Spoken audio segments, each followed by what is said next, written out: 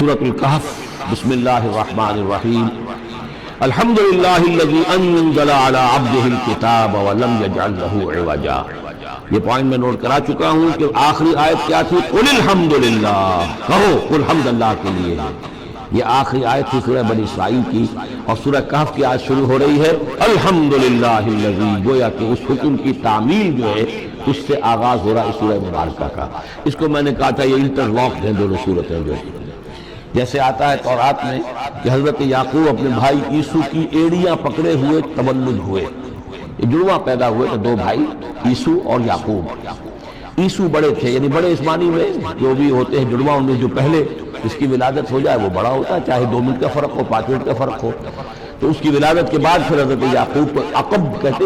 پیچھے آنے والا، یعقوب اس لیے ان کا نام پڑ گیا ہے کہ یہ پچھلا ہے۔ جو پہلا تھا وہ عیسو تھا، عیسو کے بارے میں کچھ معلوم نہیں، ان کی اولاد وغیرہ کدھر گئی، بہرحال وہ ایک علیحدہ بحث ہے۔ تو اسی طریقے سے یہ سورہ کہف جو ہے گویا کہ سورہ بنی اسرائیل کی ایڑیاں پکڑے ہوئے قرآن مجید میں وارد ہو رہی ہے۔ اس میں آپ دیکھیے الحمدللہ الذی انزل علی عبدہ، وہی اللہ تعالیٰ نے اللہ کے اپنے رسول کی جو نسبت ہے اس کو عبد کے نمایاں کیا ہے۔ کتاب نازل کی ولم یجعل لہ عوجا، اور اس میں کوئی کجی نہیں رکھی، قیما سیدھی ٹھیک روشن مبین، لینذر بأسا شدیدا۔ اب یہ ہے لفظ جو بہت زیادہ غور کرنے کے قابل ہے۔ اس کتاب کے حضور پر نزول کے مقاصد میں سے ایک یہ بھی ہے خبردار کر دیں ایک بہت بڑی آفت سے۔ ویسے باسن جب واحد آتا ہے تو عام طور پر اس کے معنی جنگ ہوتے ہیں، جب جمع میں آتا ہے تو سختی، مصیبت، بھوک، فاقہ، یہ سارے بأسا۔ آیت البر میں بھی ہم نے پڑھا والصابرین فی البأساء والضراء وحین البأس۔ بأسا جب جمع میں آیا ہے تو فقر و فاقہ، تکلیف، مصیبت، اور حین الباس جنگ کے وقت۔ تو ان دونوں کو ذہن میں رکھیے، بہت بڑی آفت، بہت بڑی آفت، بہت بڑی آفت ایک تو ہے دجالی فتنے کی، دجال المسیح الدجال جو آنے والا ہے، جس کے بارے میں حدیث میں آتا ہے کہ کوئی نبی اور رسول ایسا نہیں گزرا جس نے اپنی قوم کو دجال کے فتنے سے آگاہ نہ کیا، اور پوری انسانی تاریخ میں دجال کے فتنے سے بڑا کوئی فتنہ نہیں ہے، اور وہ ہر بندہ مومن کے امتحان کے لیے کڑا ترین جو ہے مرحلہ آ جائے گا، سخت ترین امتحان اس کا لیا جائے گا۔ تو یہ جو سختی ہے اس کی خبر دیتے ہوئے یہ سورہ مبارکہ نازل ہو رہی ہے، اور خاص طور پر اسے باسن اگر جنگ کے معنی میں لیں تو الملحمۃ العظمیٰ، کتاب الملاحم، جو کہ آپ دیکھیں گے احادیث کی کتابوں میں پورا باب ہے کتاب الملاحم، اور اس کا تعلق بھی دجال کے ساتھ ہے، کیونکہ پھر دجال ہی کو قتل کریں گے حضرت مسیح علیہ السلام نازل ہو کر۔ تو یہ سارا مسئلہ جو ہے اس کی خبر دینے کے لیے قیما لینذر بأسا شدیدا من لدنہ، گویا کہ یہ جو احادیث کی کتابوں میں آپ کو حدیث کے ابواب ملتے ہیں، چاہے وہ کتاب الفتن ہو اور چاہے وہ کتاب جو ہے آثار قیامہ ہے، اس طرح کے جتنے بھی ہیں، اور کتاب الملاحم ہے، یہ گویا کہ اس کی شرح ہے لینذر بأسا شدیدا من لدنہ، اور یہ ہوگا بھی خاص اللہ کی طرف سے، یہ آزمائش بھی، یہ دجال کا فتنہ بھی، یہ بہت بڑی جنگ بھی، جس کو آرمگڈون کہتے ہیں، کرسچین جو ٹریڈیشن ہے اس میں اس کے لیے لفظ ہے آرمگڈون، ایک بہت بڑی جنگ ہوگی۔ ڈکشنری میں بھی آپ دیکھیں گے کہ خیر اور شر کی قوتوں کے درمیان اس دنیا کے خاتمے سے پہلے ایک بہت بڑی جنگ ہو رہی ہے جس کا نام آرمگڈون ہے۔ لینذر بأسا شدیدا من لدنہ ویبشر المؤمنین الذین یعملون الصالحات، اور تاکہ بشارت دے وہ اہل ایمان کو جو نیک عمل کرتے ہوں، ان لہم اجرا حسنا، کہ ان کے لیے ہوگا بہت اچھا بدلہ، ماکثین فیہ ابدا، اور وہ اس میں رہیں گے ہمیشہ ہمیشہ۔ یہ جو دجالی فتنہ ہے اس کے ساتھ ایک خاص مناسبت ہے سورہ مبارکہ کی۔ احادیث میں آتا ہے کہ دجالی فتنے کے اثرات سے بچنے کے لیے اس سورہ مبارکہ سے ذہنی اور قلبی رشتہ مفید ہے، اس کی تلاوت کرتے رہنا، خاص طور پر جمعے کے روز پوری سورہ کہف، ورنہ یہ کہ کم سے کم اس کی ابتدائی اور آخری آیات ان کی بڑی اہمیت ہے۔ دجالی فتنہ اصل میں کیا ہے سمجھ لیجئے کہ ایک تو ہے دجالی فتنہ بالعموم، دجل کہتے ہیں فریب کو، جیسے کہ کوئی نبی نہیں ہے، وہ اس نے فریبی لبادہ اوڑھ لیا، نبوت کا دعویٰ کر رہا ہے، وہ دجال ہے۔ تو اس طرح کی تو حضور نے فرمایا ہے کہ 30 دجال پیدا ہوں گے، انہی میں سے ایک ہمارے زمانے کے اندر جو ہے یہ غلام احمد قادیانی بھی تھا، وہ دجال تھا، جس نے کہ اعلان کیا کہ میں نبی ہوں جبکہ وہ نبی نہیں تھا۔ تو فریبی بنا ہوا، جس نے کہ ملمہ اپنے اوپر چڑھایا ہوا ہے۔ اسی طریقے سے دجالی فتنہ یہ جو ہے اس پوری دنیا میں اس وقت جو فتنہ ہے وہ یہ ہے کہ مادہ پرستی کا اتنا غلبہ ہو چکا ہے ذہنوں کے اوپر، افکار کے اوپر، لوگوں کے نظریات کے اوپر، لوگوں کی اخلاق کے اوپر، لوگوں کے اقدار جو ہیں، ویلیوز جو ہیں اس کے اوپر، کہ وہ آخرت کو بالکل بھول گئے، اللہ کو بھول گئے، اسباب کے اندر گم ہے، مسبب الاسباب سے ظہور ہو گیا، دنیا ہی دنیا ہے، آخرت کو بھولے ہوئے ہیں، مادہ ہی مادہ ہے، روح سے کوئی سروکار ہی نہیں۔ یہ ہے بالعموم جس کا نام دجالی فتنہ ہے کہ حقیقت کے اوپر پردہ پڑا ہوا ہے، آخرت پر دنیا کا پردہ پڑا ہوا ہے۔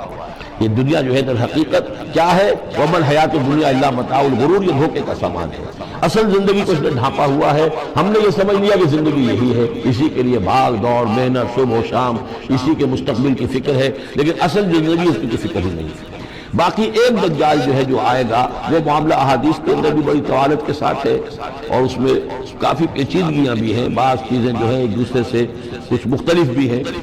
اس میں پھر اہل علم کو بہرحال مطابقت پیدا کرنی پڑتی ہے۔ میں نے جہاں تک اپنی کوشش کی ایک رائے تک میں پہنچا ہوں، لیکن ابھی میں اسے بیان نہیں کر رہا ہوں۔ بہرحال دجالی فتنے کی خبریں موجود ہیں بہت شدت کے ساتھ، اور اس صورت کا پڑھنا جو ہے اس میں بہت مفید ہے۔ اس صورت کے مضامین کا دجالی فتنہ بالعموم سے کیا تعلق ہے وہ تو اس ہم دورہ ترجمہ دوران کے اس کے دوران بھی آپ کو معلوم ہو جائے گا، لیکن اس کے جو خاص بڑے مباحث ہیں، خاص طور پر یہ کہ ایک ہمارے بہت بڑے عالم گزرے ہندوستان میں اس صدی کے آغاز میں، مولانا مناظر حسن گیلانی، انہوں نے اس میں باقاعدہ کتاب لکھی ہے، آپ کو مل جائے گی بازار میں بھی، اصحاب کہف کے جو کا معاملہ سورہ کہف کے مباحث ہیں ان کے۔ میں نے اس کو اپنی ایک تقریر کے اندر کسی خطاب جمعہ میں سورہ کہف کے مضامین کا خلاصہ بیان کیا تھا، جس کا عنوان ہے دنیا کی حقیقت۔ ظاہر بات ہے تفاصیل زیادہ جو ہیں وہ میرے لیے ممکن نہیں ہے کہ اس دورہ ترجمہ کے دوران بیان کر سکوں۔ وَيُنذِرَ الَّذِينَ قَالُوا اتَّخَذَ اللَّهُ وَلَدًا، اور خبردار کر دے ان لوگوں کو جنہوں نے کہا کہ اللہ نے بیٹا بنایا۔ یہ ساری دجالیت جو ہے اس کی جڑ کیا ہے؟ مسیحیت، جو موجودہ مسیحیت ہے، جو حقیقت میں مسیحیت نہیں ہے، پولزم، جس کی بنیاد تسلیس پر ہے کہ اللہ کا بیٹا بنا دیا حضرت مسیح علیہ السلام کو، اور انہیں کفارہ بنا دیا تمام جو بھی مان لے ان کو ان کے گناہوں کا، پیش کی معافی ہے ان کے گناہوں کی جو حضرت مسیح پر ایمان لے آئے، اور نمبر 3 شریعت ساخت کر دی، اور نمبر 4 سارا اختیار جو ہے وہ پوپ کے ہاتھ میں دے دیا گیا کہ تم جو چاہو جس چیز کو چاہو حلال کرو، جس چیز کو چاہو حرام کر دو۔ ان چیزوں نے مل کر نفس مذہب کو اس قدر قابل نفرت سے بنا دیا کہ یورپ کے عوام کے اندر مذہب کے خلاف شدید نفرت پیدا ہو گئی۔ چنانچہ اس کے بعد جب مسلمانوں کے زیر اثر وہاں پر علم پھیلا ہے، ہسپانیہ کی یونیورسٹیوں سے علوم اور فنون جو ہیں یہ فرانس اور اٹلی اور جرمنی کے نوجوان آتے تھے، اور وہاں آ کر وہ قرطبہ اور غرناطہ اور طریقلہ کی یونیورسٹیوں سے پڑھ کر جاتے تھے، تو ان کے زیر اثر جو ایک ریفارمیشن شروع ہوئی، اصلاح مذہب، اور ایک رینائسنس، تحریک احیاء الولود، وہ جو اصل تو تحریک تھی اس بات کی کہ انسان علم کی طرف دوبارہ رجوع کرے، لیکن یہ کہ وہ علم جب آگے بڑھا ہے تو وہاں پہ عیسائیت کے خلاف جو رد عمل تھا اس کی وجہ سے اس میں مذہب کی دشمنی جو ہے اس تحریک کے اندر خود بخود شامل ہو گئی۔ تو مذہب سے بیزاری، روحانیت کا انکار، آخرت سے بالکل بے پرواہی اور اس کا بھی انکار، اور خدا ہے یا نہیں ہے اس سے کوئی سروکار نہیں، یہ جو اس تہذیب کے اصل میں اثرات بنے ہیں سارے، یہ اسی غلطیوں کا یہ اثرات ہیں، نتائج ہیں کہ جو عیسائی مذہب کے اندر جو یہ تحریفات کر کے جو غلطیاں کی گئی ہیں، اس کو یہاں کہا گیا ہے کہ ان لوگوں نے کہ جنہوں نے یہ عقیدہ ایجاد کیا، ما لہم بہ من علم، ان کے پاس اس کے لیے کوئی علمی سند نہیں ہے، ولا لآبائہم، نہ ان کے آباء و اجداد کے پاس کوئی سند تھی، کبرت کلمۃ تخرج من افواہہم، بہت بڑی بات ہے جو ان کے منہ سے نکل رہی ہے، بہت بڑی گستاخی ہے جو یہ اللہ تعالیٰ کی شان میں کر رہے ہیں، ان یقولون الا کذبا، یہ نہیں کہہ رہے مگر جھوٹ، سراسر سیدھا سفید جھوٹ بول رہے ہیں، فلعلک باخع نفسک علی آثارہم، تو اے نبی شاید کہ آپ اپنے آپ کو ہلاک کر لیں گے ان کے جو اثرات پڑنے والے ہیں، عیسائیت کے اس غلط عقیدے کے جو نتائج برآمد ہوئے ہیں، جب یہ نتائج ظاہر ہوں گے تو اتنے سنگین ہوں گے، فلعلک باخع نفسک، کہ ان کے احساس سے، ان کے ادراک سے شاید کہ آپ اپنے صدمے سے اپنے آپ کو ہلاک کر لیں، ان لم یؤمنوا بہذا الحدیث اسفا، اگر یہ لوگ اس حدیث پر، اس قرآن پر، یہ بات جو بتائی جا رہی اس پر ایمان نہ لائیں۔ اس پر ایمان نہ لائے، اپنے اس غلط عقیدے پر قائم رہے، اس غلط مذہب کو انہوں نے برقرار رکھا، تو اس کا جو رد عمل ہوگا نوع انسانی پر، اور اس سے تاریخ انسانی اور انسانی ثقافت جس غلط رخ پر پڑے گی، جو دجالیت کا فتنہ اسے جنم لے گا، ان تمام چیزوں کے اثرات سے شاید آپ کو اتنا صدمہ ہو کہ فَلَعَلَّكَ بَاخِعٌ نَفْسَكَ عَلَىٰ آثَارِهِمْ إِن لَّمْ يُؤْمِنُوا بِهَٰذَا الْحَدِيثِ أَسَفًا إِنَّا جَعَلْنَا مَا عَلَى الْأَرْضِ زِينَةً لَّهَا، ہم نے زمین کے اوپر جو کچھ ہے اسے اس کا گہنا بنا دیا ہے، بناؤ سنگھار بنا دیا ہے، زینت بنا دیا ہے۔ یہ آپ نوٹ کر لیجئے، لفظ زینت اور زمین میں اس کی زیبائش اور آرائش، یہ اس سورہ مبارکہ کا عمود ہے، یعنی اس کو اتنا کھبا دیا ہے نگاہوں میں اللہ نے کہ آخرت سے خود بخود انسان غافل ہو جاتا ہے۔ یہ پردہ پڑ گیا ہے، چمک دمک ہے، یہ کاریں ہیں، یہ بلڈنگیں ہیں، یہ کوٹھیاں ہیں، یہ عالیشان عمارتیں ہیں، یہ کیا کچھ اس کی جو سمجھیے پومپ اینڈ شو جو ہے اس وقت دنیا کا، اور ظاہر بات ہے امریکہ میں جا کر دیکھیے تو جو کچھ یہاں دیکھ رہے ہیں اس سے 10 گنا 100 گنا 1000 گنا آپ کو نظر آئے گا، عقلیں دنگ ہو جاتی ہیں۔ نتیجہ کیا نکلتا ہے کہ انسان یہ سمجھتا ہے کہ اصل شے یہی مادہ ہی ہے، اصل ہدایت تو یہی لوگ ہیں، یہی لوگ ہیں صحیح معنی میں کہ جنہوں نے واقعتاً علم حاصل کیا ہے، لہذا ان کی غلط تہذیب، ان کا غلط تمدن، ان کے تمام غلط ثقافت کے معاملات کی بھی ہم اسی طریقے سے پیروی کر رہے ہیں۔ یہ سارا مسئلہ جو ہے وہ اس لیے ہے کہ یہ چمک دمک دنیا کی زیبائش اور آرائش اس سے ہم متاثر ہیں۔ اِنَّا جَعَلْنَا مَا عَلَى الْأَرْضِ زِينَةً لَّهَا، جو کچھ زمین کے اوپر ہے اسے ہم نے اس کے لیے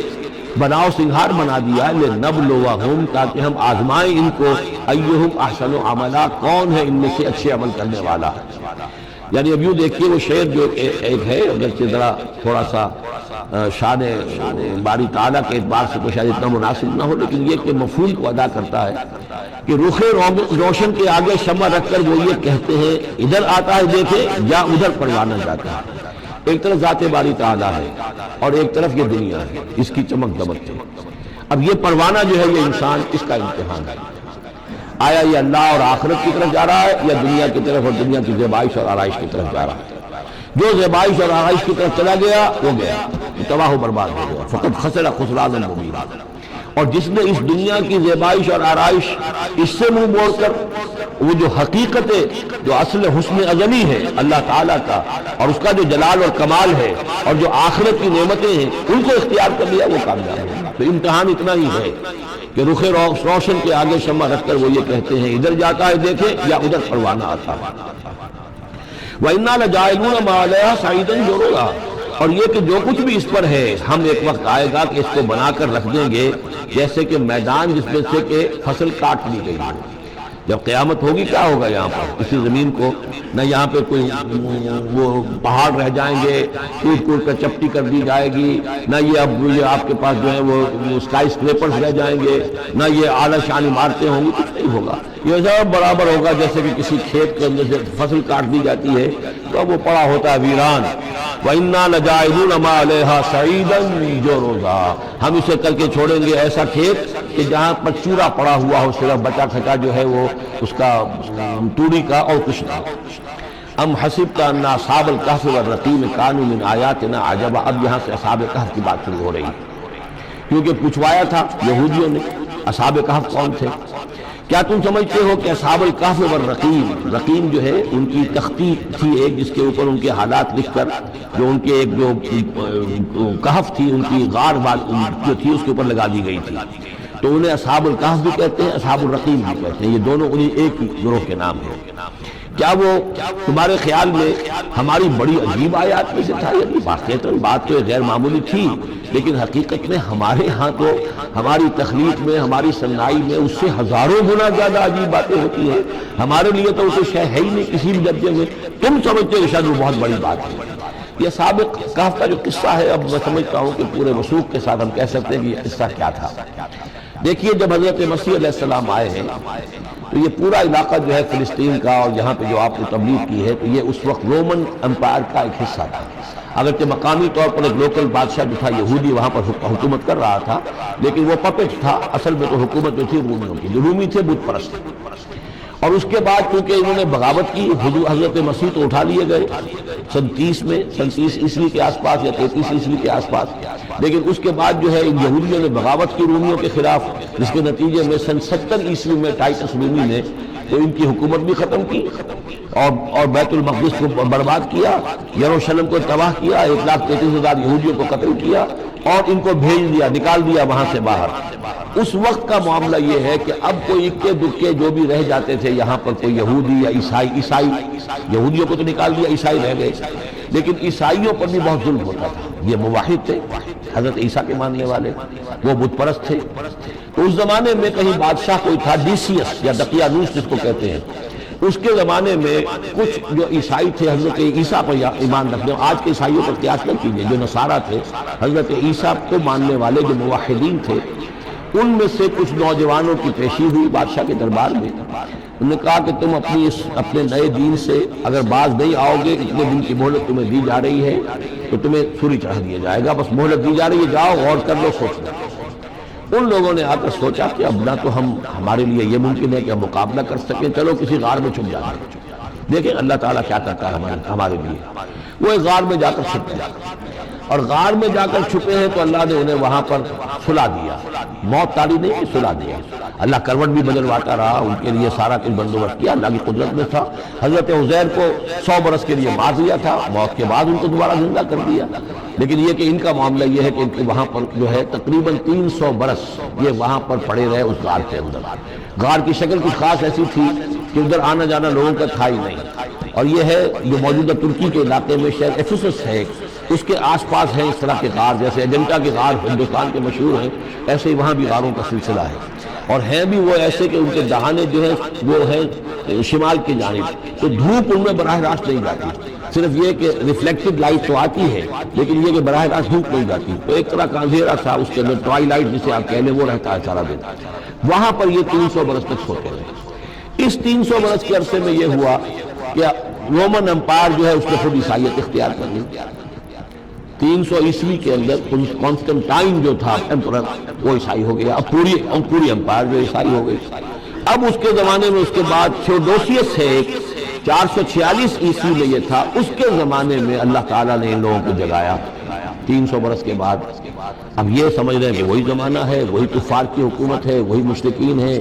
اب انہوں نے ڈرتے ڈرتے اپنے کسی ایک آدمی سے کہا بھائی جاؤ یہ لے کے سکہ لے کر جاؤ، چاندی کا، کچھ نہ کچھ کھانے پینے کے لیے لے کر آؤ، دیکھنا لیکن اس طرح ہو کہ ہمارا پتہ نہ چل جائے کہ ہم یہاں چھپے ہوئے ہیں۔ وہاں جو گئے اور انہوں نے وہ سکہ پیش کیا، کہ یہ سکہ تمہارے پاس کہاں سے آیا؟ یہ تو بہت پرانا سکہ ہے، تو 400 سال پرانا، 300 سال پرانا سکہ کہاں سے لے آئے تمہیں کوئی خزانہ ملا؟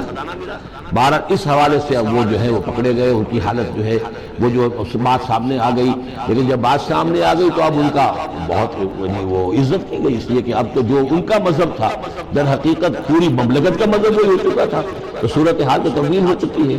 پھر یہ کہ اس کے بعد تفصیل معلوم نہیں ہے کہ غالباً وہ جا کر اپنی اسی غار میں وہ سو گئے ہیں یا دوبارہ اللہ نے ان پر وہیں پر بہت تاریخ کر دی ہے، اس کا دروازہ بند کر کے اور اس پر ایک تختی لگا دی گئی ہے۔ یہ اصحاب کہف ہے۔ گبن کی جو ہے decline and fall of Roman empire, اس میں بھی یہ 7 سلیپرز، 7 سونے والے، ان کی کہانی موجود ہے۔ یہ چیز جو ہے گویا کہ رومن لٹریچر کے اندر موجود تھی، اس کا جو ذکر موجود تھا، اور قرآن مجید میں یہ امتحاناً سوال کیا گیا حضور سے تو اس کا جواب دیا گیا۔ تو یہ 300 برس تک کچھ لوگوں کو سلا دینا یہ اللہ تعالیٰ کے نزدیک کوئی بڑی بات نہیں ہے، تمہارے نزدیک۔ ام حسبت ان اصحاب الکہف والرقیم کانوا من آیاتنا عجبا اذ ابى الفتية الى الكهف، جبکہ وہ نوجوان آئے اپنے اس غار میں، فقالوا، انہوں نے کہا ربنا آتنا من لدنک رحمتا، پروردگار اب خاص اپنے خزانہ فضل سے ہمارے لیے رحمت کا بندوبست فرما، وہیئ لنا من امرنا رشدا، اور ہمارے لیے ہمارے معاملے کے اندر جو ہے وہ کوئی عافیت کا بندوبست فرما۔ فضربنا علی اذانہم، تو ہم نے تھپکی دے دی ان کے کانوں پر، فی الکہف سنین عددا، اسی وہ غار کے اندر جو ہے وہ سوتے رہے کئی سال۔ ابھی یہاں اس بات کو نہیں چھیڑا کتنے سال، سنین عددا، متعدد سال وہ سوتے رہے۔ ثم بعثناہم، پھر ہم نے انہیں اٹھایا، لنعلم ای الحزبین احصیٰ لما لبثوا امدا، تاکہ ہم دیکھیں کہ 2 گروہوں میں سے کس کو صحیح معلوم ہے کہ کتنے عرصے وہ وہاں رہے تھے۔ اس کا ذکر آگے آ جائے گا، 2 گروہوں سے مراد کیا ہے۔